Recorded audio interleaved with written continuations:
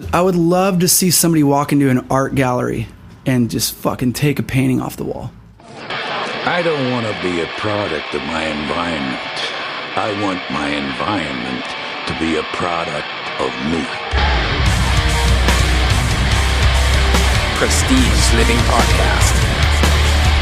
So with that, who do you want to be? Hello, welcome to Prestige Living, your audio feed delivering the stories and successes of the entrepreneurs in Orange County. Today, we are with musician and lead singer of the world-famous hardcore band 18 Visions, and now current band Burn Halo. When he's not touring or recording, he's cutting hair as a stylist at Gods and Heroes right here in Costa Mesa. His name is James Hart. James, welcome to the show. Hola. Dude, thanks for being with us. So, first and foremost, you just got married. Yes. Congratulations. Congratulations. Thank you. And did you travel for that wedding? Yeah, went to Cabo. Oh, yeah. It was awesome. Amazing. So I'm looking at your video, Burn Halo. When did this band start? So I started this band back in 2007. Okay. For people that don't know the story, 18 Visions I had for over 10 years. And when we finally kind of decided that it was going to come to an end, I started doing some writing with a songwriter out in Tulsa, Oklahoma. And I quickly got myself a record deal with Island Def Jam for what I didn't know was going to become Burn Halo. It was just kind of a solo thing at the time. Most of the songs were geared towards radio. Anyways, the deal kind of fell apart. My A&R guy got let go after we finished making the record.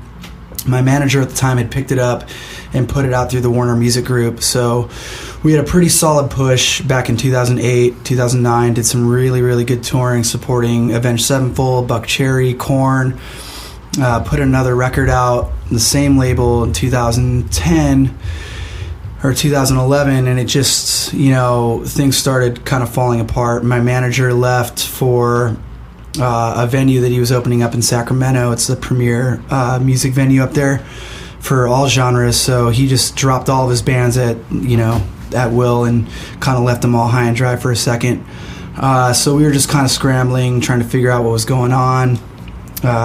Came off the road in 2012 and started working at the Salon around the corner. Didn't know what was going to happen with the band. Everything was really up in the air.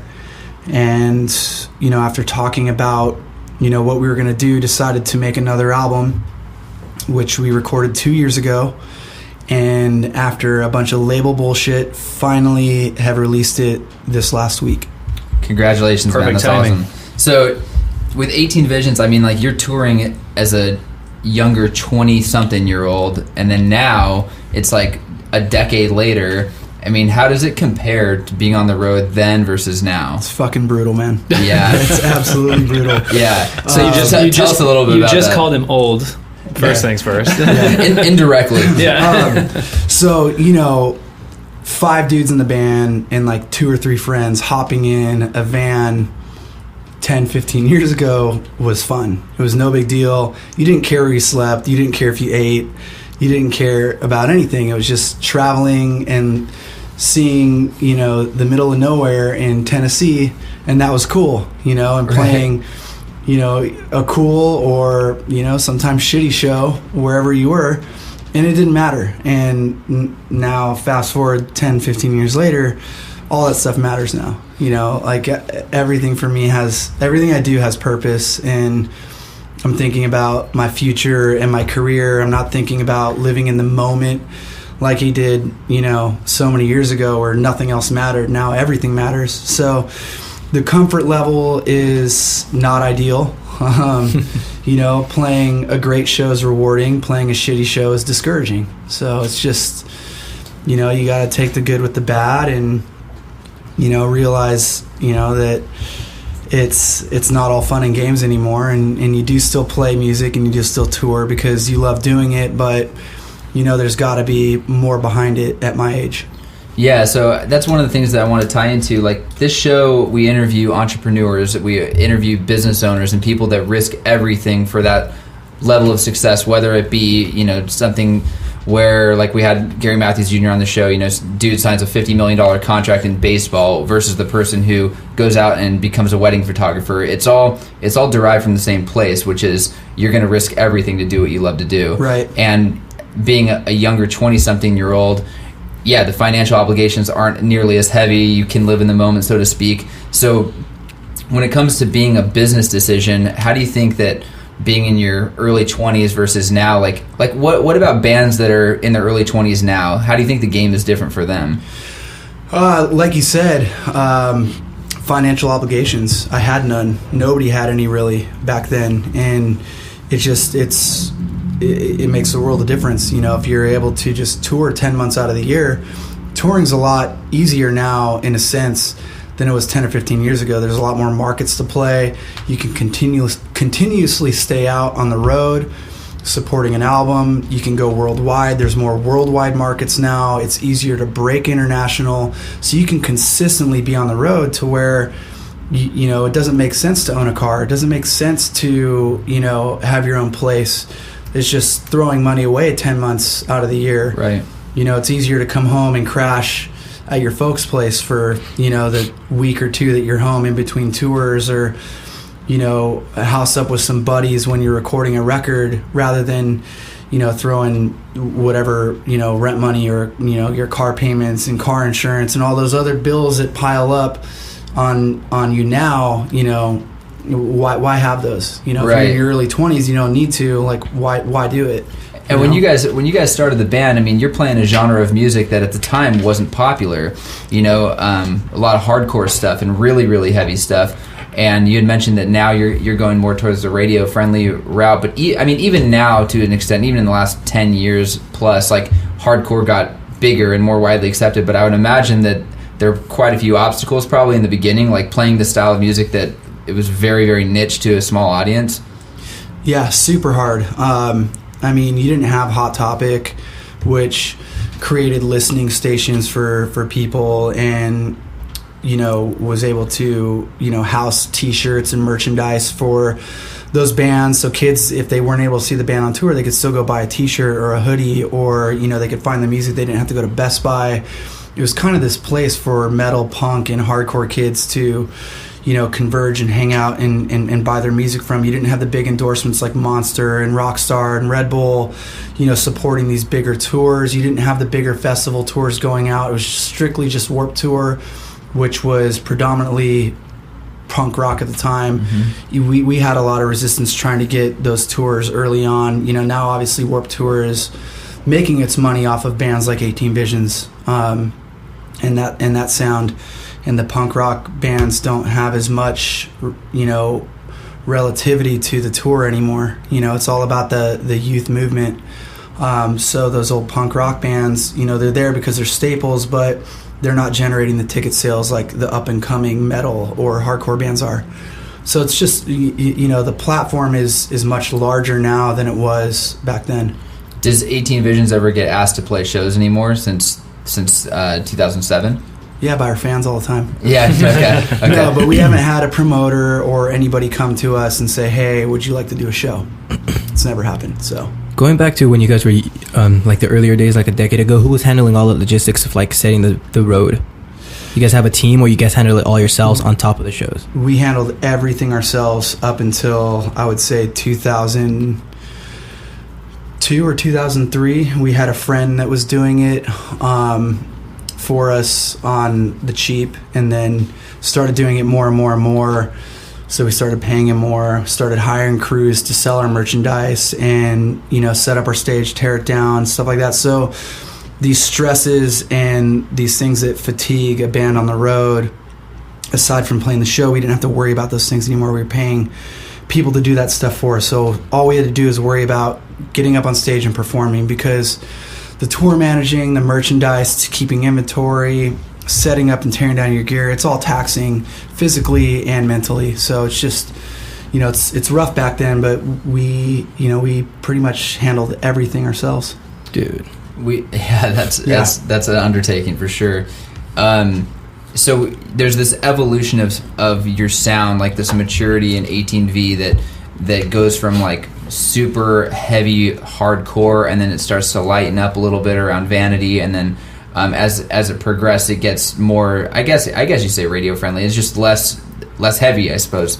How does that evolution take place? Is that something where the whole band just naturally starts to get influenced by different bands, or is it a conscious decision? I feel like it's never conscious, and I'm going through that same transition and progression with Burn Halo that I did with 18 Visions, except in the different direction. Everything's a lot heavier. It's more metal. It's more aggressive. With 18 Visions, it was just kind of like we picked up our instruments, and when we were getting ready to write a record, it was like, hey, this is a cool part. I got some pieces put together, and maybe there was outside bands influencing Ken and Keith who were writing, and then their writing had an influence on the way that I would approach, the song vocally and lyrically. So, I think that the older we got, the less afraid we were to let our personal influences shine through, whether it was Ken, who was super into bands like Radiohead and, electronic stuff like Portishead and Massive Attack, and letting some of those things kind of shine through his playing as a guitar player and a songwriter in a metal hardcore band, or whether it was Keith, who was letting the Nirvana, Alice in Chains, like grungy side of his influences kind of shine through as a guitar player and songwriter, and then also being hardcore like metal fans, so that's kind of how everything came out. And nothing was ever really forced. I think you find yourself trying to, not really pull back or hold back what you're trying and wanting to do as an artist. And then also try not to force anything either, which is what we experienced on this current Burn Halo album. Is we were trying to force a lot of like rock songs to come out, and it just wasn't working. It felt forced. It didn't feel organic. And then the guys started writing more metal stuff, which is their background as like guitar players, and it started coming out a lot better, a lot more natural, a lot smoother. And so we started focusing more and more on that, which is why the progression got a lot heavier. So do you write an abundance of tracks of songs, and then you start cutting when it gets time to publish and release? Yeah, definitely. You definitely start trimming the fat. You see what songs need more work than others. Some songs are, real easy to compose. It takes, it could be us jamming together for 2 hours and we have a song composed, and it could take a month of restructuring, really tearing a song apart from top to bottom, taking a part out of another song and putting it in, kind of Frankensteining a song together almost to where it comes out really, really awesome. And then sometimes that absolutely doesn't work. And sometimes you can't find, what comes next in a song. You've got this great riff, you've got a great verse, you can't find the chorus, right. Or vice versa. You've got a great chorus, but the verse isn't working. It's too simple, or it doesn't flow, or it just doesn't translate or transition well from part to part. So there's struggles and there's ease at the same time. So it's definitely a heavy dose of both. So you just keep this bucket of ideas rolling? Yeah, absolutely. And we have stuff that we started writing even on the last album, just guitar parts here and there that we were playing around on tour, and they end up in a song. Or there was a couple of parts written for a segue, that you're playing live in between songs, and you really like that one riff, so you take that and you try to put it into a new song. There's always ideas, and you try to keep that bucket of ideas, because sometimes it gets hard. Sometimes you forget about a great part that you wrote a year ago, and you're having trouble writing an intro riff or a chorus idea, and you've got this thing in your back pocket that you have no idea about. So you kind of go back into the vault, and I'd say a lot of bands probably do that. You record those? Like track with all your ideas? Yeah, try to. And then just send it to each other. It's like, oh, what do you guys think? Yeah. That's definitely how we demo songs, for sure. And when you guys got started, I guess tell us a little bit about how the band got started. I know there's a lot of bleeding in between the lines with bands like Throwdown and Bleeding Through, with members playing in both bands and going from one to another. How did all that work? As far as 18 Visions? Yeah, you had Brandon Chipetti, who's in 18V, and then he was in Bleeding Through, and then Keith Barney in 18V, and then Throwdown, right? everything was super incestual, and the more that our bands started to play with each other in the earlier stages, I feel like the more some of the guys felt like they would be a better fit in a specific band. Like for Keith was really into the heavy stuff and the metal stuff as well, and we were looking for a guitar player, and we talked to him about it, and it just fit, it fit right. And two, I think that some of the guys like Keith and Brandon were looking for different outlets for themselves musically. So, Adamantium was a little more straightforward of a hardcore band. Throwdown, very much straightforward of a hardcore band. And 18 Visions, much more complex. Mm-hmm. And I think that was appealing to Keith, the complexity of it, because he still had, the message with Throwdown, which was, I feel like, the focal point of that band. He had like the grassroots, like hardcore kind of, a little bit of metal involved with the Adamantium stuff, but then the complexity of 18 Visions with the, option to write basically whatever you wanted, because we were always that band that was very open to, different ideas and different sounds. James, I have a question. Now that we're kind of talking about the beginning, it's actually like a two-part question. In the beginning, you're in your young 20s, you're going to go on a tour for 10 months. What kind of either support or pushback did you receive from like your family and your friends that weren't going along on the ride with you? Zero pushback at all, really, from my family. They were, my mom was super supportive of what I wanted to do. I'm sure, she had her doubts at first, but sure. As things progressed, more opportunities arose, and she's still very, very supportive to this day, and would love nothing more for me to, just be this very successful musician and entertainer in a band. However, at the same time, while 18 Visions was kind of getting its start, I did put myself through, cosmetology school. I did set myself up for another career outside of music, because music was never going to be my career when I was going to be in my 30s and 40s. It was always going to be hair. I felt like there was always more stability in that. But, you're in your early 20s, mid-20s, and these opportunities present themselves. I feel like, you're young enough, you've got to take those chances, which I did, and I have like no regrets doing so. You kind of answered it, but the second part of my question was going to be, was there ever a moment during that kind of beginning period where you're with the band and you're going, okay, this was the right decision? Do you ever have like one of those like I made it moments? Whether it be a show or a paycheck or whatever. No, not necessarily. Everything was even though 18V we did all right, and it did present some sort of stability. It was always like a financial roller coaster. Everything like varied from tour to tour. You want to say like playing pretty high up on the second stage at Download Festival in the UK is I feel like a high point for the band, but at no point did I ever feel like this is it, I made it. Right. What was one of your favorite moments in 18V? Oh man, I would say getting to tour internationally, just in general. Having music present that opportunity to actually get paid to go overseas and play in front of people. Yeah. That's got to be incredible. Yeah. Do you have a crazy tour story off the top of your head that's just like, that was the craziest shit that ever happened? God. I'm sure there's plenty. Yeah, nothing I want to throw anybody under the bus about. Use code names. Yeah, code names. Oh, man. Jeez, man. A lot of crazy shit went down on the road. Our bus driver had a heart attack. Holy and we shit. missed as he was driving? No, not as he was driving. In his hotel room, we're in Spokane, and we're waiting for our bus to show up, or our bus driver to show up, and it's like 3 a.m. Nobody's fucking heard from him, and it's like, where is he? And finally we get a call from like the company in Tennessee, and they're like, so and so went to the fucking hospital. He had a heart attack. Holy and shit. he was old as shit. Chain smoke, looks super, super leathery.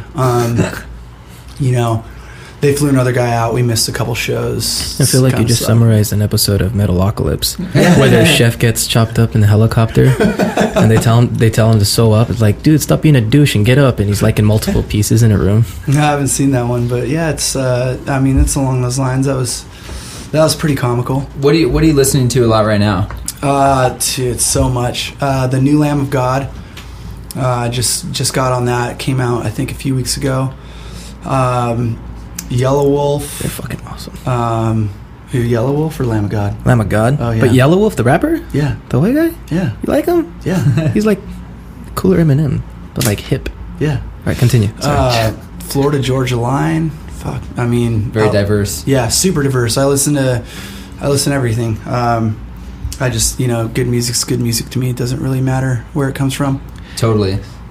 Go ahead. I was going to say, so when you said something earlier, and Jay kind of touched on it a little bit, you said stuff for the radio. Is there like a struggle within you, like internally, like, shit, we gotta put stuff out that's going to be on the radio? Like, is there like I want to hear it from like a musician, like what that process is like. Yeah, I mean, when you're on a major label and they're expecting that, absolutely, it's definitely a lot of pressure. What's like the creative thinking when you're trying to create something? Like, what's different in the creative process, when you're trying to put something quote unquote for the radio? For me, as like a vocalist and a lyricist, for me it's the melody first. You gotta have a strong melodic hook, which I'm a fan of anyways. I like melody. Mm-hmm. It doesn't matter where it comes from, guitars, vocals, it doesn't matter. A cool drum hook, you gotta have some sort of hook there. And then also lyrics are important. So, our manager might present, or the label might present this one song that is a great song. It's got a melodic hook. It's got a lot of cool parts. However, lyrically, it's almost a little too deep, for radio. I want something that is relatable, something people can connect to, something that does have depth, but it's easy to grab onto. There's no real hidden message there. Right. It's pretty cut and dry that, this is what I'm singing about. Grab onto it, relate to it. Nice. People don't want to think too hard.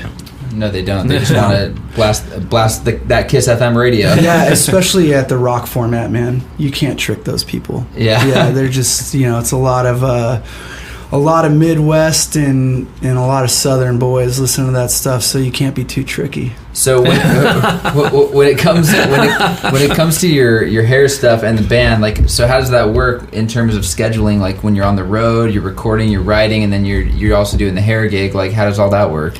Well, behind the chair, I run my own business, so I do rent a booth out of a salon. I just, ahead of time, a month, 2 months in advance, I'll get a tour schedule. We're just starting off now, so I get the tour schedule. I take a look at it, and, I make that cohesive with my books in the salon. So if I need to take a couple weeks off from work, I do it. If I need to, take some time off, I don't have anybody asking me not to. I just have to pay my rent. Right. So, yeah, you bring up a great point. That's the whole idea, right? Being self-employed, it's like, it's great. You take all the time off you want in the world, work from home, do whatever, right? And then at the end of the day, it's like, how does it impact income, clientele, all of these financial decisions? Do you think that you'll be towing that balance, like, between the band and the hair thing for the foreseeable future? Yeah, yes, I do. Until the band hits a point to where either it does not make sense for me to do anymore, or it makes more sense for me to lean towards doing the band than doing hair.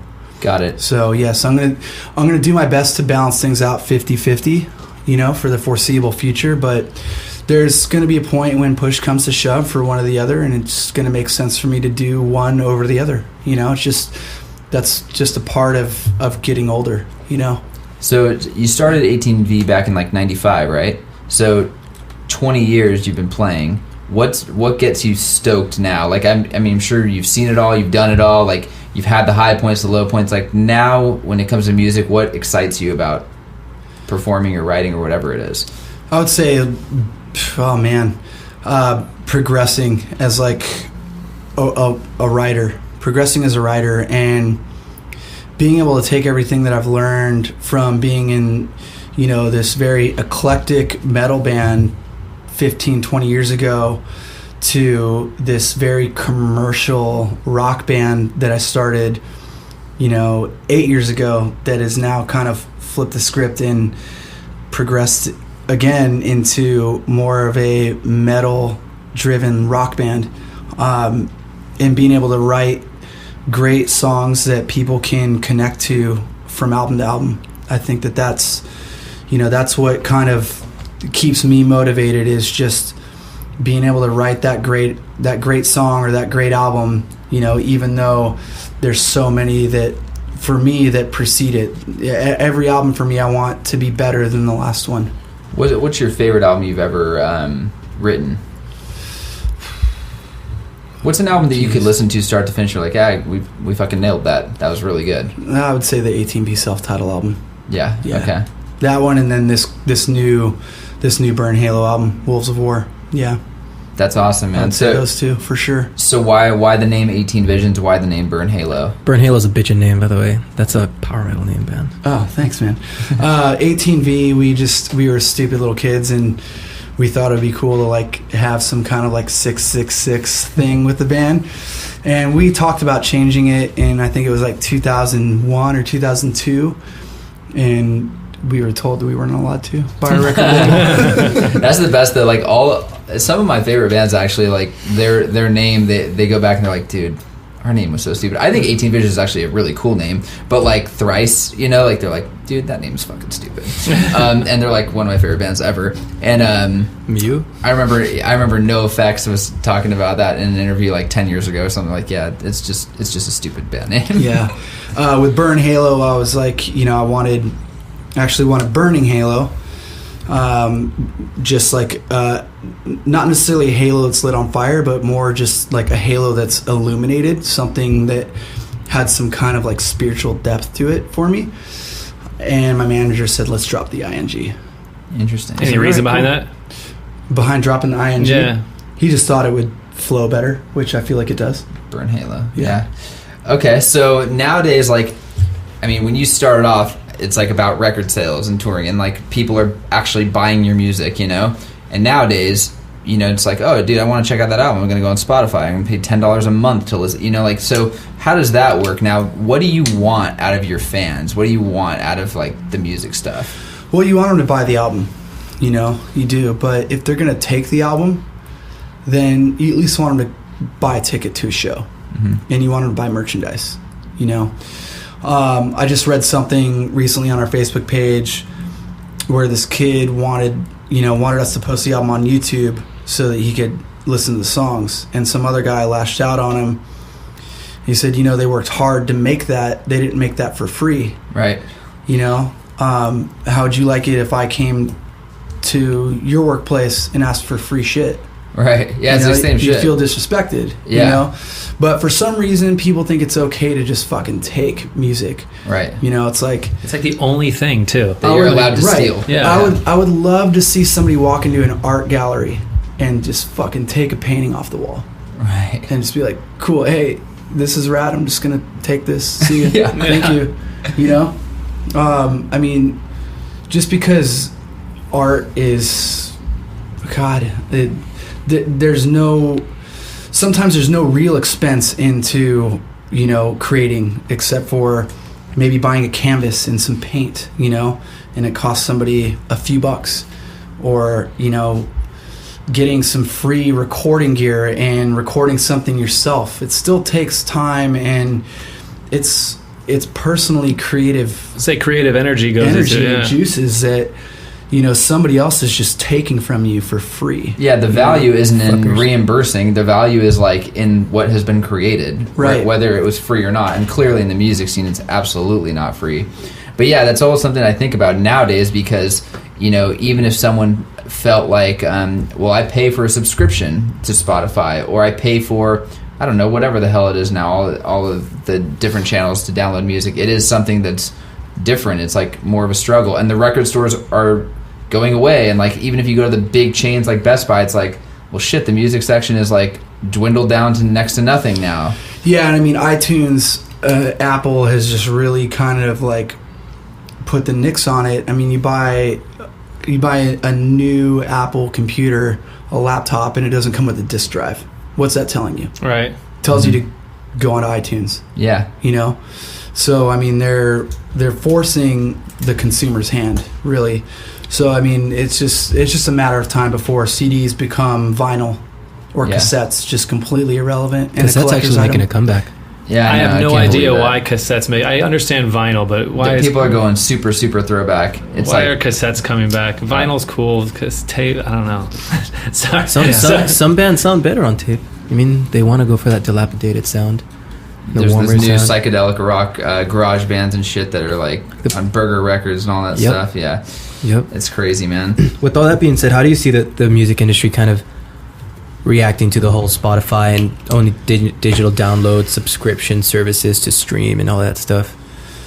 Well, man, I really don't see a counterpunch to it anytime soon. And if somebody's got one, you know, they need to Speak up. Yeah, unleash it soon, because I mean, it's just the way it is. It's the way of the future, I guess. You know, like I said, you have to just hope that, you know, people will actually go out and buy the full album, and go out and buy a ticket and go out and buy merchandise, because that's, aside from like the bigger like arena or bigger like theater club bands, like the smaller bands, they don't really stand a chance. You know, it's going to be hard to see that growth. You know? Are you guys pressing vinyl, or you just press CDs?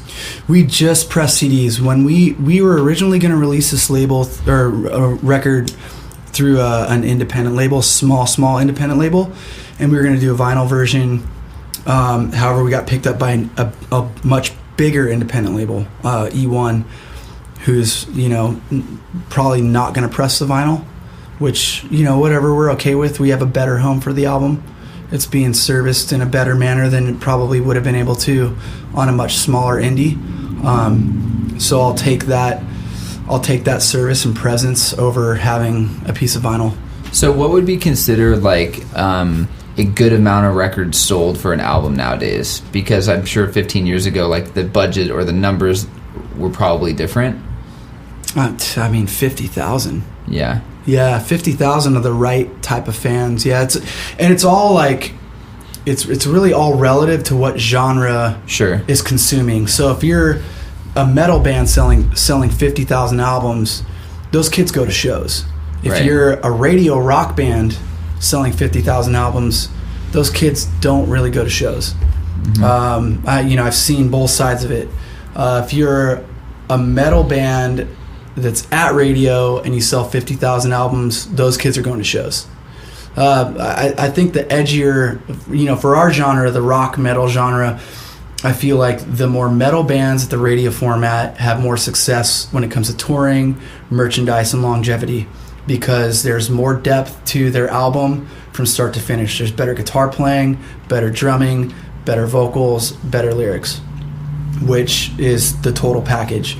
There's not just like one song on the album that reaches top 5 at the format and you sell a shitload of singles and a few albums, but your album doesn't have any depth to it. It lacks strength from start to finish. Right. There's just that one song that happened to hit, and you know, you made some coin off of it, but you know, the next time you go back around and you put that record out, round 2, are those fans still around? And the answer is usually not. Right. You know? Exactly. Totally different audience. Yeah. So for go ahead. I was gonna say metal's pretty good at creating the communal loyalty. Yeah. Like people who go to shows are like probably the most loyal fans ever, and they'll fuck people up for you. Yeah. So I'll take a band like All That Remains, for example, who is a metal band at the rock radio format, and say that band goes top 10. Say they reach number 10, right? And they're at 1,000 spins a week. But yet there's a rock band like Hinder that's at 2,000 spins a week. I can almost guarantee you that All That Remains is selling more records and they have more people at their shows than Hinder does, even though Hinder's 10 spots higher. They're like authentic fans. Correct. Versus like the bullshit fans. Yes, yeah, absolutely. Totally. So who is your audience? Like when you're looking out in the audience at an 18 Vision show, you keep saying kids, like, and that's what it was. It's like right. Kids, you know. So now, are you still applying? Like, are you still drawing in that type of audience where it's like the high school kids and maybe college kids, or has the demographic changed a bit? For us, or Burn Halo, we're starting to shift more. The first record, it was definitely an older crowd, for sure. We are starting to see the youth trickle into our shows and buy our albums and have more of a presence online with our social networks, and that is what we want. We want those fans, because typically those are the fans that will grow with a band. You know, you don't have your 25, 30, 40-year-old person buying an album for the first time with a band, growing with that band. You know, they like a lot of our fan base might hate our new album because it's so much more metal, it's so much more aggressive than the first album we put out. Are you screaming on this record too? Yeah, more so than I would say the last 2 18 Visions records we did. Okay. So it's a drastic shift from the first Burn Halo record to the new Burn Halo record. And I would just say, you know, like, we're okay with losing fans for new fans. You know? Sure. Yeah. Okay. So when's the next show? Wednesday, San Diego. Wednesday, San Diego. What's the venue? Brick by Brick, I believe. Yeah. Okay. Okay, so Burn Halo, people check you out online on Instagram, on Facebook, on a website. Like, what's the best Twitter. way to... Yeah, Facebook for sure. Instagram, we're starting to work. Facebook and Twitter. Is it just Burn Halo? Is it like Burn Halo Music or anything like Burn that? Halo on Facebook and Twitter. Burn Halo Official on Instagram. Okay, cool. And if people want to schedule a hair appointment with you, they go to Gods and Heroes? Yep. Okay, is there a website around that or anything? There's a website, phone number 714-557-1691. Have you ever had fans schedule an appointment with you because they were fans first, and then A couple. Yeah. A couple, but Did they fanboy out? yeah? no, not super. No. That's always like a weird thing. I'm seeing that more and more in Orange County too. It's like a bunch of dudes in bands, like whether it's hair or gyms, like the fitness stuff or whatever. I'm always like wondering, you know, like Alex's gym, like how many people even know the dude played in a tray or care, you know? I don't know. Yeah. It's just interesting. I'd rather have them not care. Right, You know, yeah, I'd that's rather have where them he just- is too. It's just like, You know, I'd rather have my clientele kind of just Yeah, you could fuck my hair up just as long as you touch me. be my clientele. yeah, come in there for the trade that you're doing. Right. That's awesome. Well, James, thanks so much for being on the show, man. It's thank great you, guys. having you. Thank you, man. Thank you. Brother.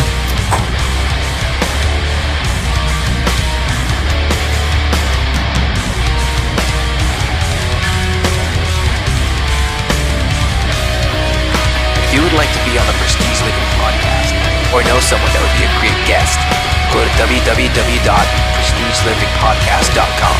We'd love to hear your story.